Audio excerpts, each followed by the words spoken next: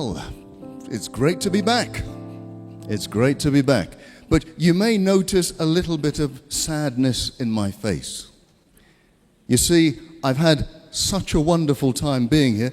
According to Pastor David, this is not a job, this is work. I have enjoyed myself. It is never stressful coming here to be with you all. I've really had a great time. But sadly, this is my last formal presentation. So what I thought I would do is do a summary, a whistle-stop tour of everything we've spoken about during the last 2 weeks, if that's okay with you.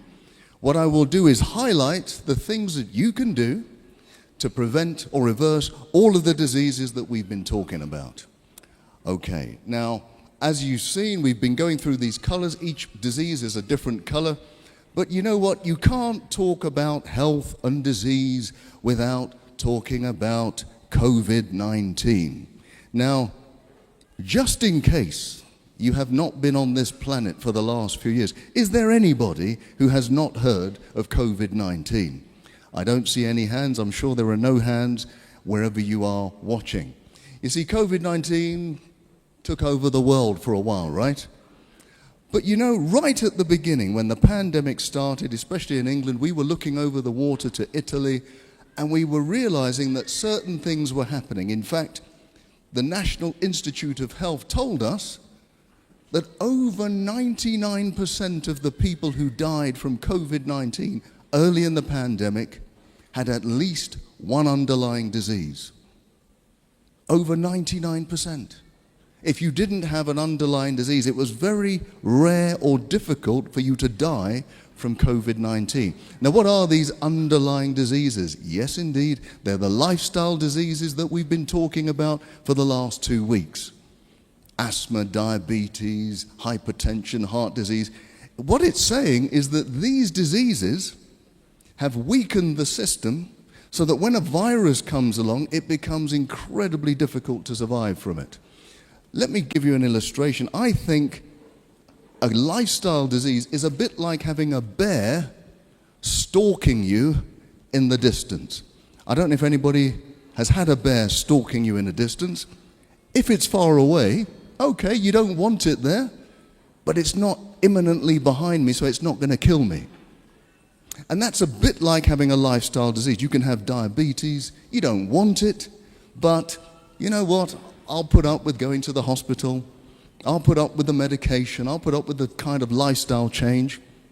And that's like the bear stalking at a distance. But what happened when COVID-19 came along is that bear came right up on your shoulder and is now imminently going to kill you.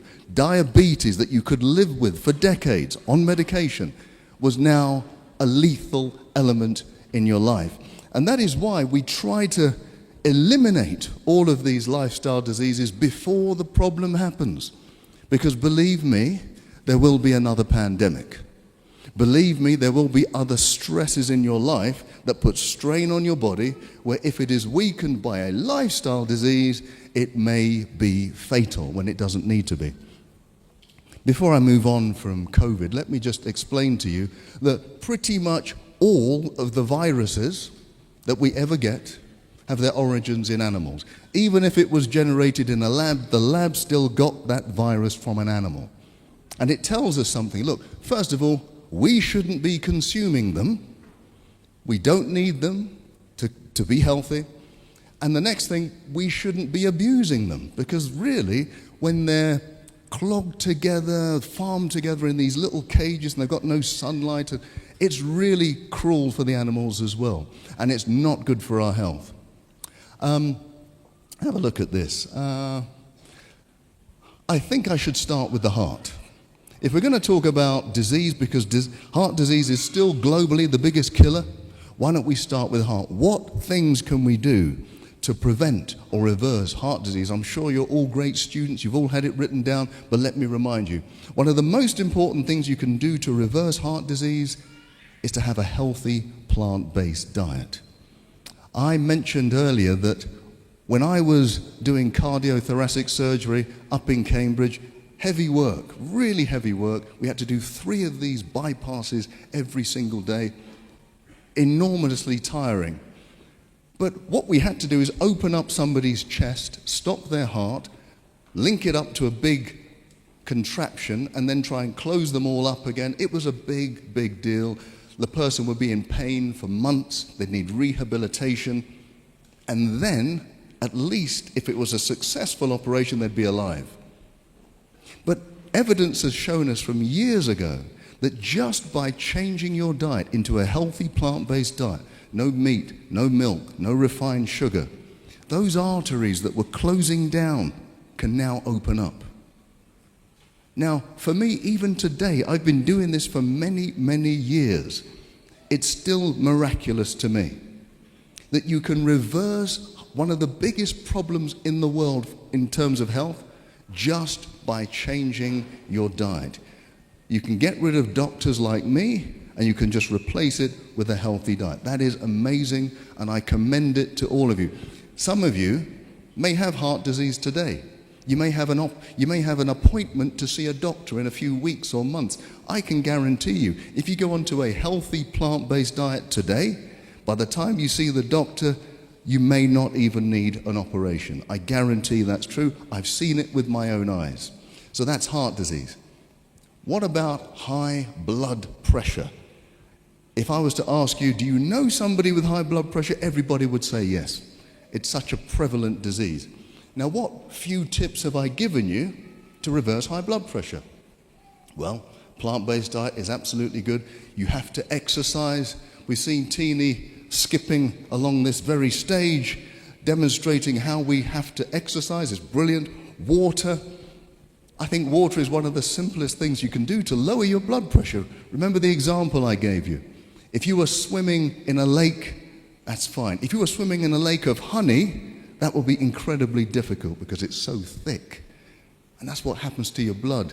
If you don't have enough water in it, it becomes incredibly thick. You then have to use a lot of energy to push that blood round the system. Therefore, your blood pressure has to rise. Here's something though, going on from the plant-based diet, we said that greens do something quite remarkable in our arteries. They get the interior of our arteries to release a chemical called nitric oxide. That nitric oxide opens up the arteries all over. I told you nitric oxide is the active ingredient of Viagra. Okay, I know none of you have heard of it, none of you need to use it, but I can tell you when it comes to things like erectile dysfunction, rather than reaching for the pill, the best thing to do is reach for those greens. And let me remind you, gentlemen, because this is very important, if you have an episode of erectile dysfunction, you're at a high risk of having a heart attack or a stroke in the next 5 years. So rather than just going to the pill, start thinking about changing your lifestyles. Number 3, cancer.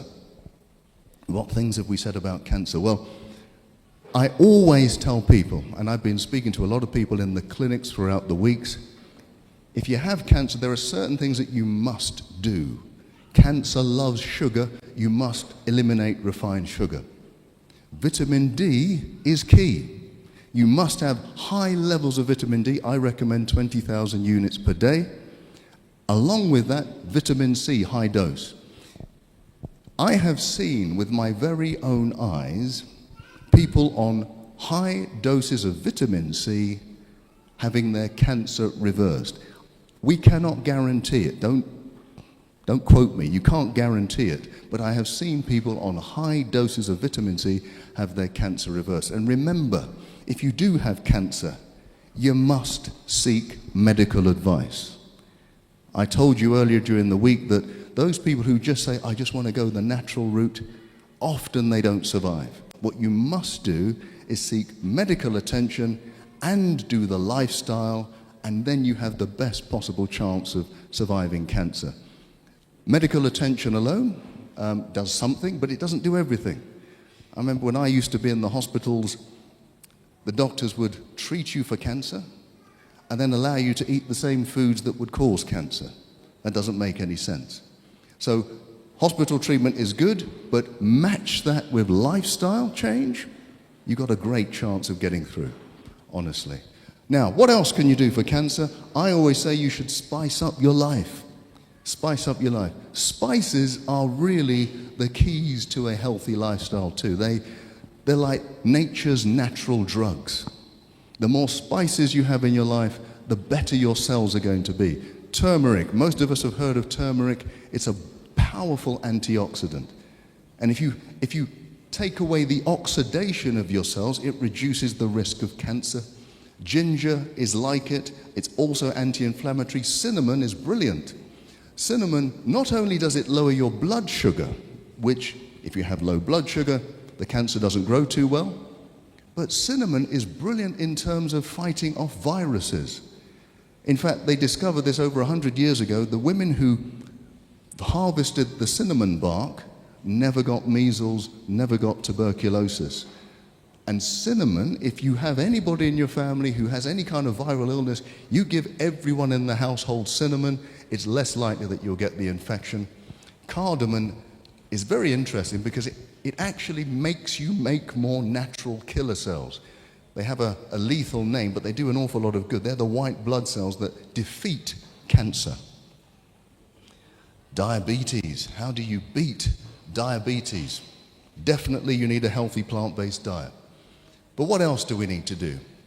We should, every time you go for a meal and you're a diabetic, as you put your fork down, you should get up and go for a walk. Get up and go for a walk. What does that do? Well, as you're walking, you're using the big muscles in your body. Those muscles will absorb sugar very quickly. And so it will keep your blood sugar levels quite low. You then don't need to release a lot of insulin to deal with the sugar, and that means your cells can become insulin sensitive again. Insulin sensitivity is the opposite of diabetes. It can actually cure diabetes.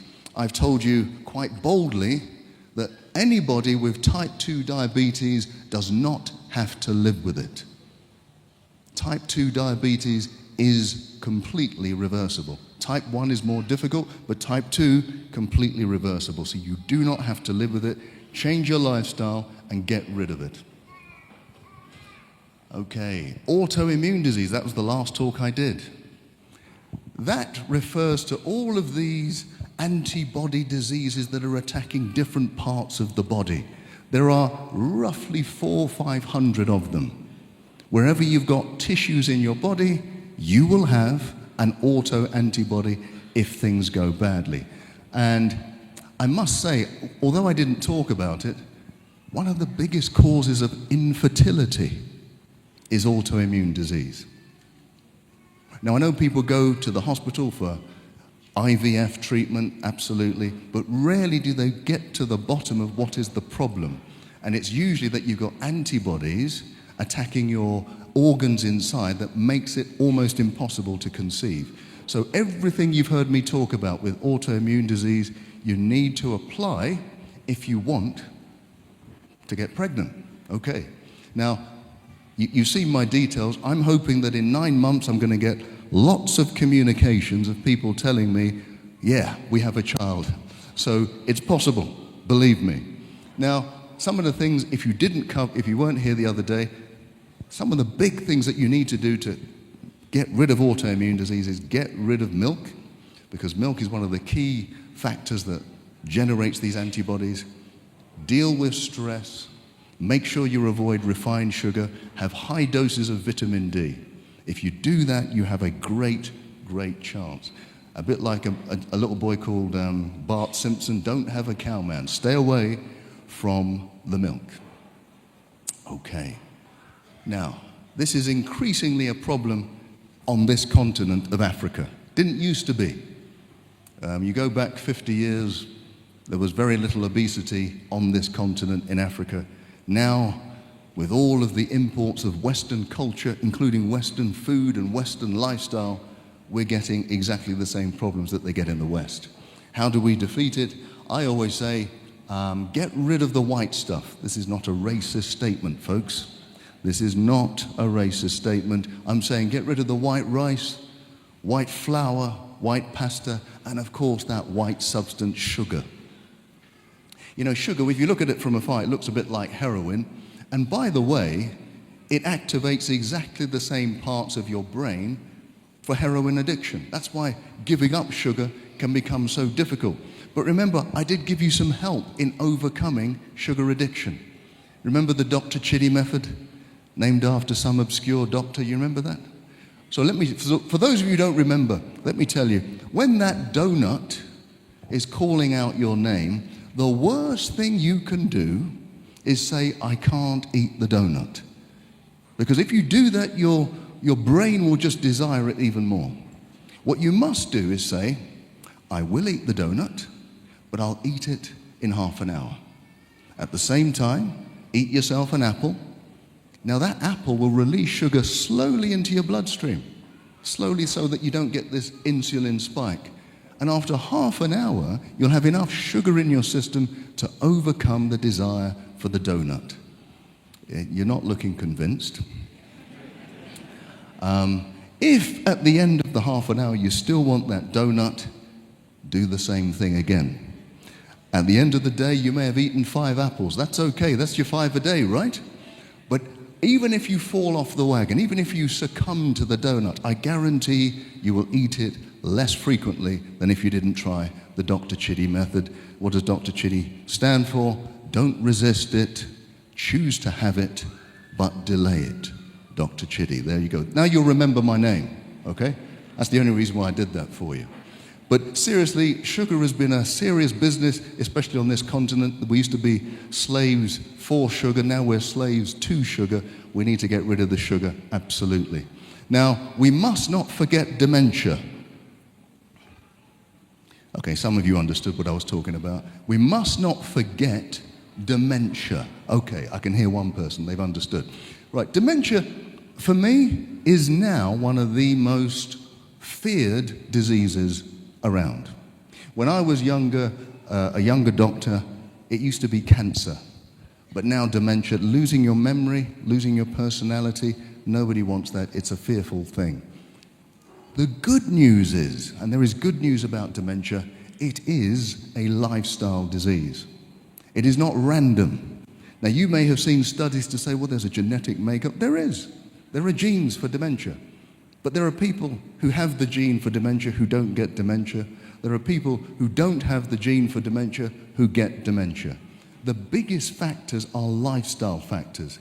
So for example, you will know that if you have high blood pressure, that's a risk for dementia. If you're obese, if you're diabetic, and the biggest risk is long periods of stress in your adult life. If you do not know how to manage stress in your adult life, that is the biggest risk factor for dementia. So we're going to need to know how to manage the stress. We're also going to have to change our lives, so make sure we have the right diet. There's been lots of studies done. On this continent, actually, there's been a Nigerian study which showed that the more berries you have in your diet, the less likely you are to have Alzheimer's. It's even more significant than that. They have showed that if you have dementia, early signs of dementia, you go onto a healthy diet, have lots of berries, you can reverse up to 90% of the symptoms. Now maybe you've never heard that before. Because most people think, once I've got dementia, it's just a long road down to ruin. That's not true. If you are diagnosed and you change your lifestyle, you can reverse up to 90% of the symptoms of dementia. Talking about stress, we spoke a little bit about depression and anxiety and stress. What little signs can I give you to help? Well, remember what we said. There are triggers for depression. There are triggers for stress. And the big ones are debt, divorce, disease, and death. Now, we can't avoid some of them, but when they come to us, the best thing to do is to not hide away and keep it to yourself. The best thing to do is to get help quickly.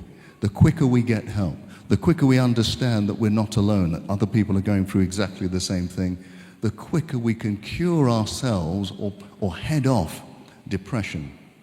What else do we need to do?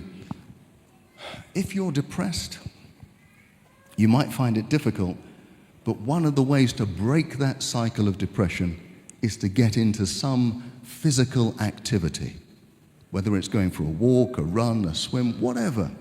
Maybe you need somebody to encourage you to do it, but it will break that cycle of depression quicker than just about anything. The next thing you can do is do something, even if it's small, for somebody else. That sounds strange. You're depressed. Why am I going to do something for somebody else? Well, we have shown through scientific endeavor that by doing even a small thing for someone else, it takes your mind off of yourself. And that can break that cycle of that spiral of self-thought. So the more you can do for somebody else, even if you don't feel like it, think of it as if you're doing something for yourself when you're doing something for somebody else. Being kind to somebody else is actually being kind to yourself. What else? I mean, we have to know how to heal from depression, and we've talked about it a lot. Forgiveness.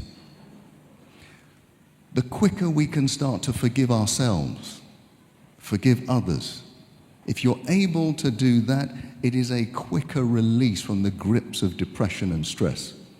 Every study I've seen in the last 10 years has an element of letting go of past trauma, of past hurt. The quicker we're able to do that, the greater the chance we're going to be free from depression. And we want to be free from depression.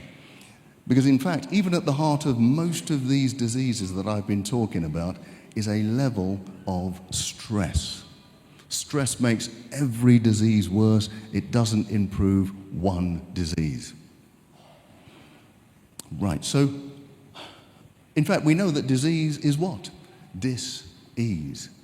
So if we want to get rid of disease, we're going to have to start to be at ease with ourselves. We can only do that if we learn to forgive, if we learn to let go, and if we learn to look forward and stop looking back. But if we do look back, if I'm looking back to that episode of my life when I was hurt, let it always be looking back with forgiveness. Let it never be looking back with hurt and bitterness and anger. Let it always be that I'm looking back with forgiveness. When we look forward, the reason why we're here, this is Hope for Africa, right? When we look forward with hope. Because there is always hope when you are in the presence of the Lord Jesus Christ. There is always hope. It doesn't matter where you find yourself. You could be in the darkest prison. And that could be a physical prison or an emotional prison. We should always be looking forward with hope. When we look down, and by looking down, I'm telling you that there are people that are in need of your help, people who don't have quite as much as you. It may not be money, it may be just a smile, it may be some company, it may be anything.